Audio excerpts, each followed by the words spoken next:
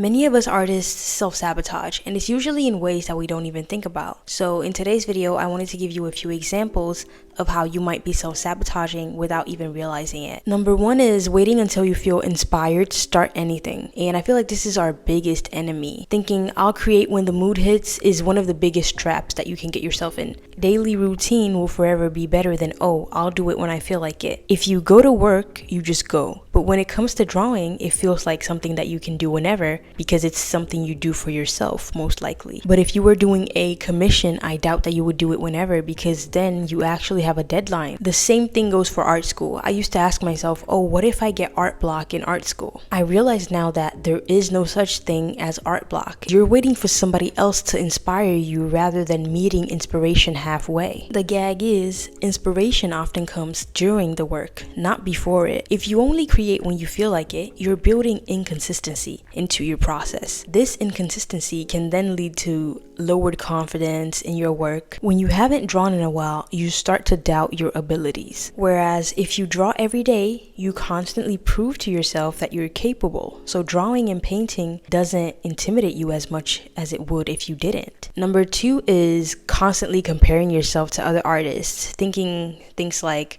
oh, they're so much better than me, why should I even try? But I think that it's because they're better than you that you should try even harder. When you feel that people are better than you or that you're behind, it's actually good to use that as fuel. You see that it is possible to draw or paint a certain way.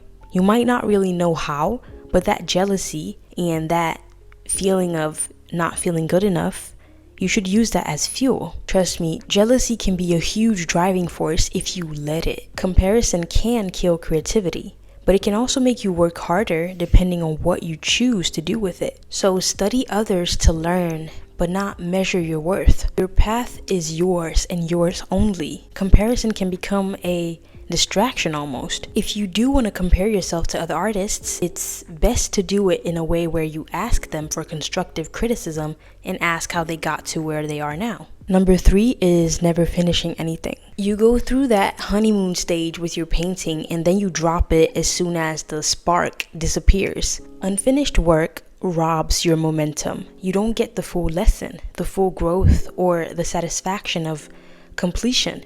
Train your brain to follow through even when it's not perfect. Finishing a painting feels way better than making a perfect painting that isn't finished. Remember that most successful artists are simply those who didn't stop. There are lots of artworks that haven't been out because the artist chose not to finish it. And I feel like it's almost tragic because it becomes like a what could have been. And I find it kind of interesting. It's just like you haven't reached your full potential, so you don't know what could have been.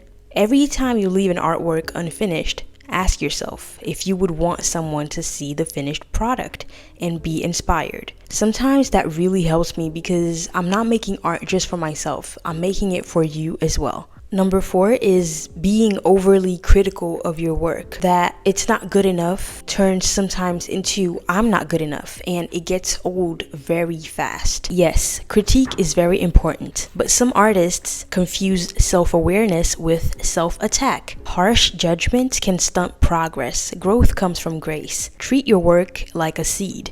It needs nurturing, not punishment. Think about the way you talk to yourself. Would you let anybody talk to you like that? Let's say somebody walked up to you and was really disrespectful, because I know sometimes in our own heads we can just judge ourselves. So imagine somebody saying what you're saying to yourself to you. How would you react? Personally, I feel like I was bullying myself throughout art school, honestly. Legit would make myself cry when things didn't turn out the way I wanted. And why? Because I was in my own head. Had I just let myself fail, make ugly drawings more often, I would have saved myself so many headaches. So do me a favor and give yourself some grace, the same way you would give other people grace when they mess up. Number five, hiding your work because you're afraid of judgment. Just constantly thinking, I don't want anybody to see it yet. If you really want to keep it to yourself, that's fine. But in this case, I'm talking about wanting to share something, but deep down not doing it out of fear. Fear of criticism is very real. I know how it feels, but so is the regret of never showing up.